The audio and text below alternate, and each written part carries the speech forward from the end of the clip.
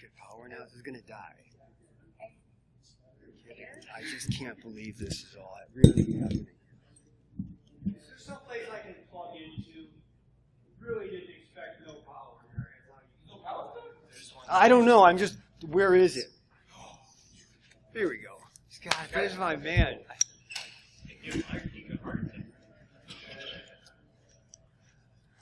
Brought my power.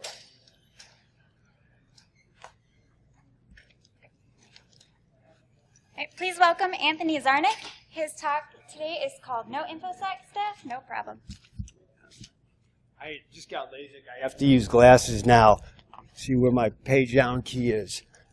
I had to sacrifice short sight vision for long sight vision. But we only have 30 minutes at this point. We're down to like 22 or something. So I'm going to dive right into the deep end. And we'll talk about my theory and what could be your greatest challenge in terms of a root cause for information security failure. When I've interfaced with employees in IT, what I've noticed is if they have a primary responsibility, talking about proactive, smart professionals like you and I, they'll take that primary responsibility and they'll do research. They come up with a plan. They proactively attack problems before the problem even occurs. And then they'll monitor their plan and they'll update it. 180-degree difference when they have something outside of their primary responsibility. It's reactive, and things are taken one-off, and usually it's minimal time that they need to spend on something. Oftentimes, it's not enough time. In our industry, that's a problem. If you're an IT leader or an IT whatever, and you're also responsible for information security, it's what I call you commonly suffer from secondary responsibility syndrome. What that creates is a scenario where you're not putting enough everything that's needed to really be effective.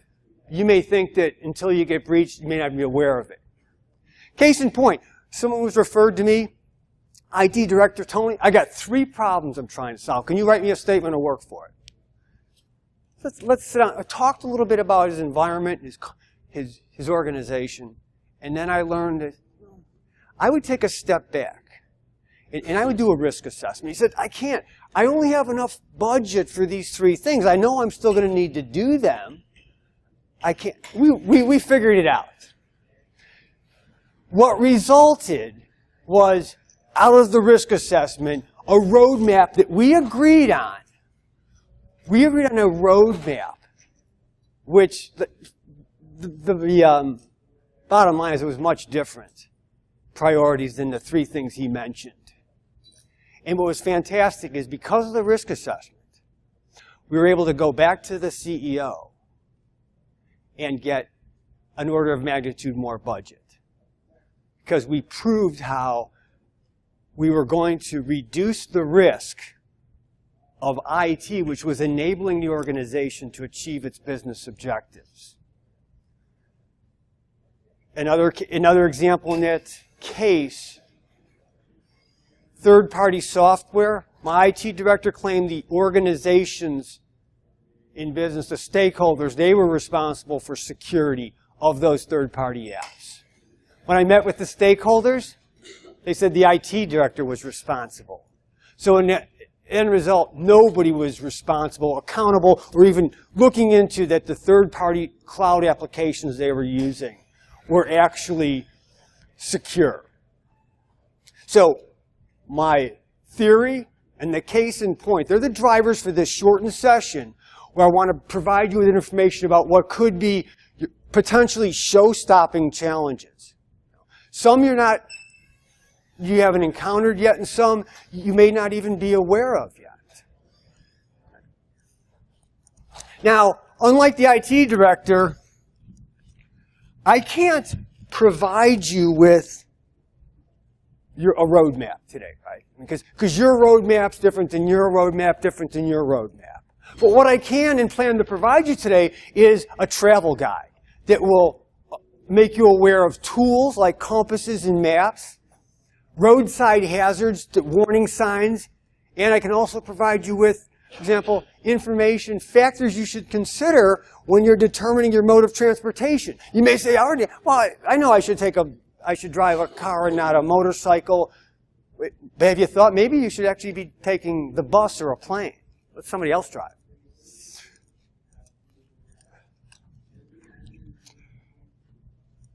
The top two challenges here, these everyone has. Small businesses, enterprises, and what's really concerning are they're increasing at an accelerated pace. If I ran the sports book here at the Tuscany, I would give everyone here 3-to-1 odds that you don't even know all the third-party cloud apps that your employees are using. Dropbox, things like applications like that. It's a dynamic environment, considering that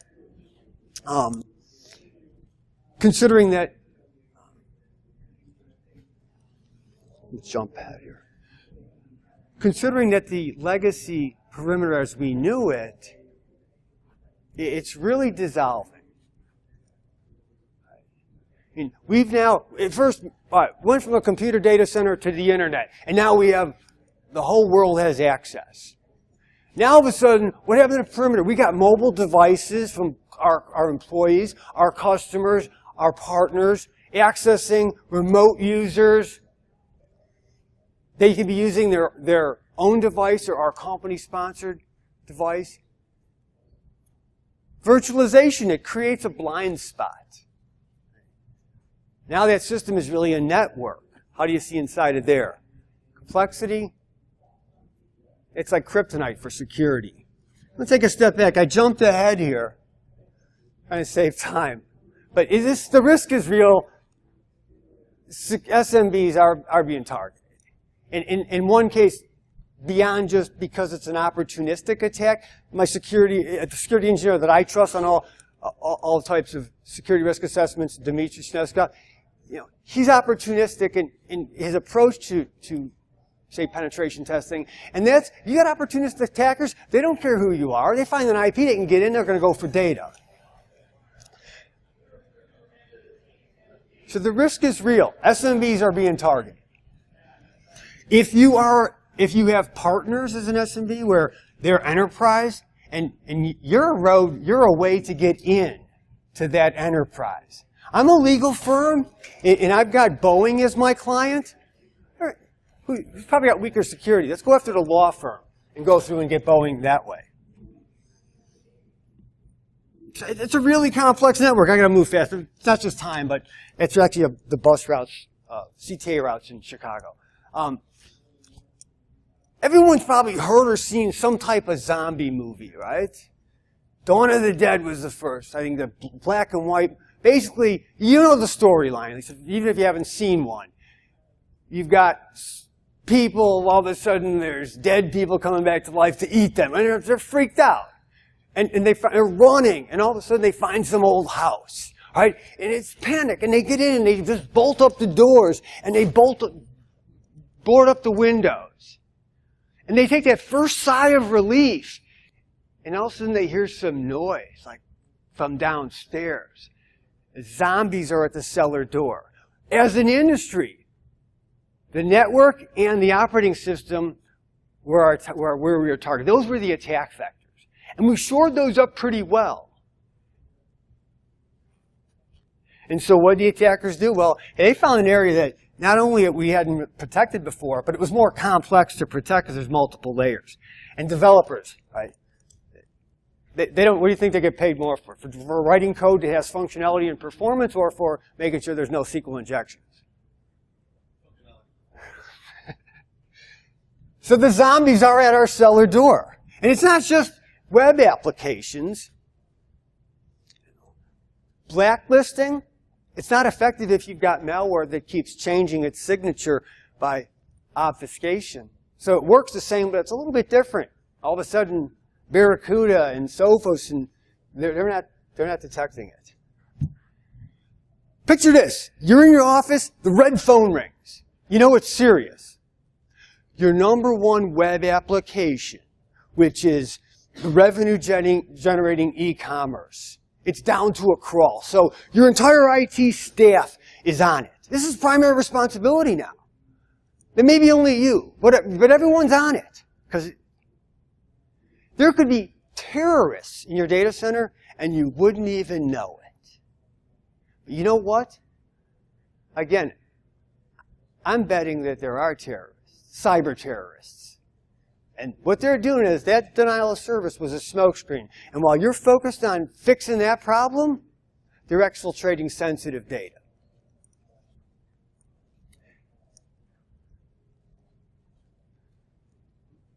Social engineering, it wasn't that long ago, they were third world looking emails. That if you weren't brain dead, you'd realize that this wasn't really the IT department asking for your password. But it's RSA, they got breached, the backbone of our security infrastructure through social engineering that leveraged things like social media, where all that information out there. Know who your partners are, know who your suppliers are, coworkers. None of these are ways. Let's just get your users to a site that's attractive, and then we'll infect them there, and we don't have to get in. They're going to bring us with them. Consider that you need two very sort of like polar attributes for cybercrime. You need someone who's really, really evil. And you also need somebody who's really, really smart. Those two qualities aren't going to come that often. But you know what? What if you have the really smart people write the software and they sell it to the really evil people? Why do you think that crime requires people? Not based on anything in criminology. Okay. Yeah, I only got 20 minutes, but I think for philosophy, that's a great open. Me and you can talk about it later, really will. Okay. But if you're opening up, like, again, we'll talk about it outside. Just watch out. Keep your wallet. You got all your stuff close by. All right. There's threat actors. They could be somebody who's out for political gain. During pre-NATO, the Anonymous took down the Chicago Police Department's website because they could. Money, power. A lot of people sell their soul for it. So the network's getting complicated, the attackers are getting complicated, and if you're SMB, you don't have, or counting a lot of people, you don't have money and you don't have the expertise. Look. Uh-oh.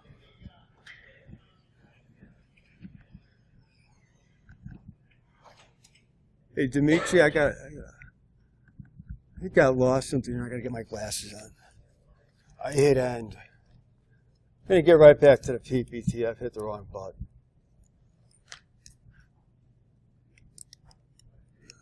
Okay. There we go. All right. So, with that said,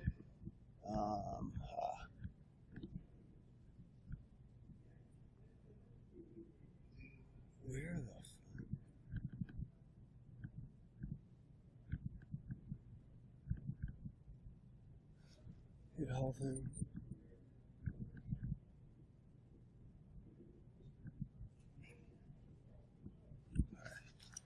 So we've covered those two things. I think the next thing I want to present to you would be how you can solve this. The first thing, consider and this is a really lame attempt on my part for me to remember to discuss the wrong way before we talk about how to do it right. But consider that the wrong way is lame, so maybe it really fits. If your security technology du jour is how I see the wrong way. Hey, what have I heard lately that sounds like a good idea that I should do? Right. What happens are too often if you do that, you overprotect, and I say you underprotect, or you overprotect and therefore overspend, or a combination of both. What the appropriate methodology is to see that IT is an enabler that helps businesses achieve their objectives, and that inherently to the IT is risk. And it's important to have security that will reduce that risk to an acceptable level. Therefore, you're supporting the business objectives. Therefore, you need to know your business, you need to know the objectives of the business, and most importantly, how does your information technology and systems support that business? Business aligned, it's considered that if you can get in ahead of the curve, you've got a lot more chance of succeeding in terms of business case. Whenever there's an IT project, to be part of security, to be part of it, much easier to justify from the beginning. How do you start a risk-based approach? With a risk assessment. If you don't do a risk assessment, how do you decide where to invest your limited funding? How do you justify your business case? How do you justify that you're solving the worst risk to the business with what you're implementing? Simple formula. Find out from a high level, what are my assets? What's the threat landscape like? What's the probability, what are the probability of my gaps causing exploit, and what's the impact of that event? Now, my recommendation with a risk assessment is to ensure that you take an approach that's aligned, custom to the business. So use a standard framework, NIST, and I only have limited time. After I can show you, I've got some information I can have also on our website with major frameworks and methodologies. NIST, FAIR, Octave, ISO.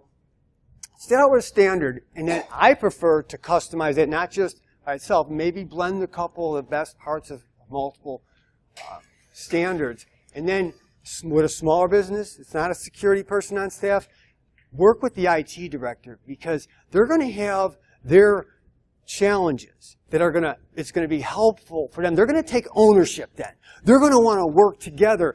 So someone who does a risk assessment should be working with that lead person to understand the culture and how to make things happen.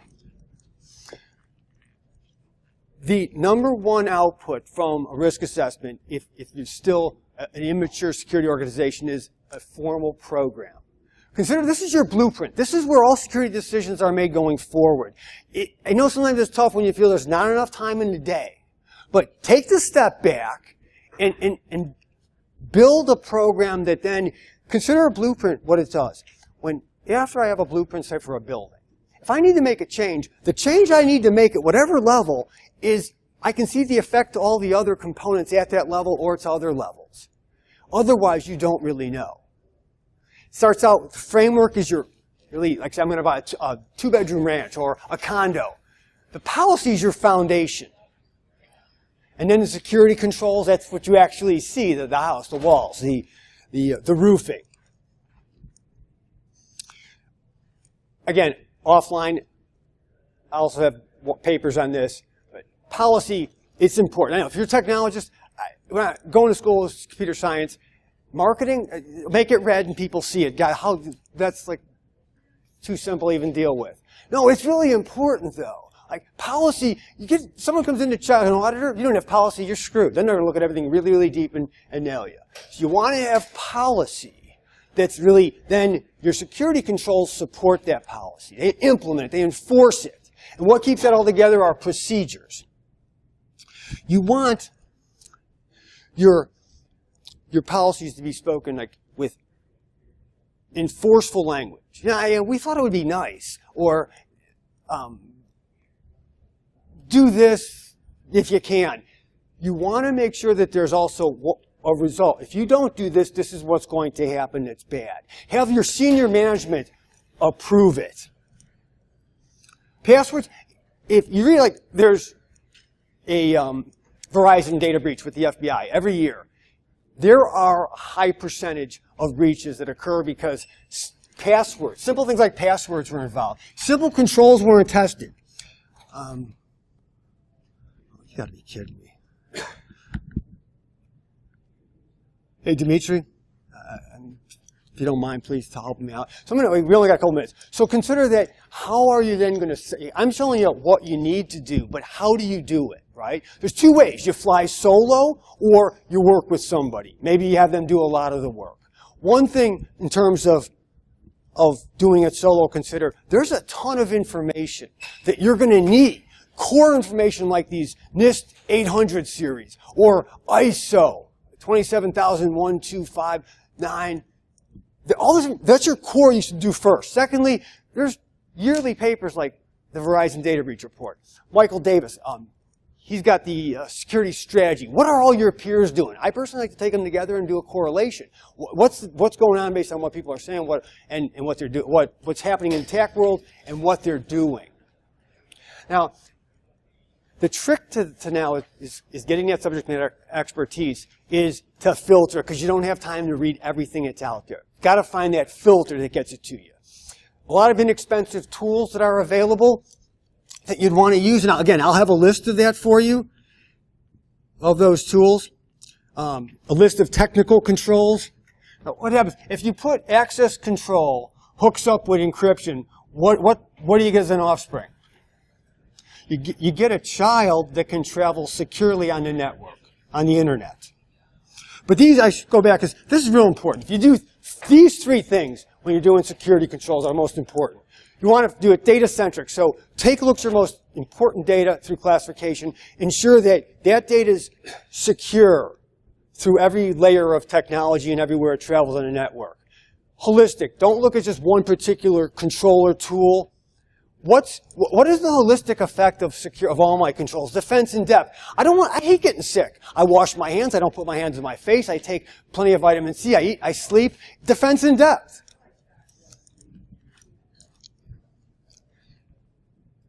I mentioned security risk assessment. If you've never had pen testing done on your network, your web apps, that's a no-brainer.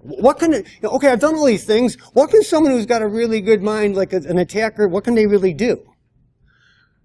Employee security awareness, I mentioned that. I don't want to hit a button, but employee security awareness, I've had people ask, should I do training first or should I do an assessment first? I would, chicken and egg, I would do the training first, because if you never had any training, they're going to fail. One last thing, so if you go get help, there's two ways you can get it to help. One is to use a virtual CISO, right, where you're getting somebody who's going to do some leadership and help guide you and you work together, or you can use an MSSP, where they're your security operations. And they might often put that in the cloud, all your technology. So we really need to wrap it up. Apologize on the shortness on time, but and I had to go rather quickly. I think you got the major points. If you're in charge of delivering, like you're on IT, and you've got people using mobile devices, and you say, I don't know if we can relay them to connect to the network. You can either get in front of the train and get run over, or you can grab the conductor hat, spend a little time learning, and drive the train. That's it. Again, I'm out of time.